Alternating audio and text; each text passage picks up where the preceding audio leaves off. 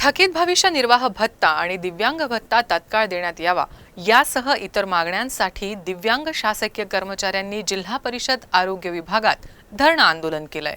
प्रलंबित विविध मागण्यांसाठी संघटनेच्या वतीनं प्रशासनाला वारंवार पत्रव्यवहार करण्यात आला, तरी देखील जिल्हा परिषद अधिकारी, आरोग्य अधिकारी या मागण्यांकडे दुर्लक्ष करतायत। जोपर्यंत मागण्या मान्य होणार नाही तोपर्यंत बेमुदत धरणे आंदोलन सुरूच ठेवणार आहे, असा इशारा आंदोलकांनी दिलाय। विभागीय अध्यक्ष मान्यता प्राप्त दिव्यांग कर्मचारी संघटना मुंबई 32 शाखा अमरावतीच्या वतीने आज येथे दिव्यांगावर झालेल्या अन्यायाच्या संदर्भात आम्ही बेमुदत धरणे आंदोलनासाठी बसलेलो आहोत।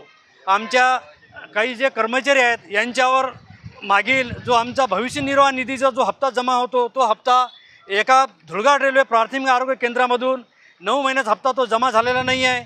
बरेचसे जे काही कर्मचारी आहेत, आम्हाला जो दिव्यांग कर्मचाऱ्यांना ज्याचा हाताचा प्रॉब्लेम आहे त्यांना वाहन मिळते, ज्यांचा डोळ्याचा प्रॉब्लेम आहे त्यांना कॅम्प्युटर मिळते, ज्यांचा कानाचा प्रॉब्लेम आहे त्यांना कानाची मशीन मिळते, परंतु काही कर्मचारी यापासून वंचित आहे। आणि विशेष म्हणजे दिव्यांग या आरोग्य विभागामध्ये आरोग्य सेविका यांना दिव्यांग भत्ता महाराष्ट्रामध्ये सर्वांना मिळते, परंतु आरोग्य विभागामध्ये येथील जिल्हा आरोग्य अधिकारी यांनी वेळ काढूपणा करून आमच्या दिव्यांगाकडे दुर्लक्षपणा करीत आहे आणि आम्हाला तो भत्तापासून तो वंचित ठेवत आहे। त्यांना मी निवेदन दिलेलं आहे, जर आमचे निवेदने त्यांनी दखल घेतली नाही तर आम्ही आमचा जो आंदोलन हा बेमुदत आम्ही चालू ठेवणार आहोत।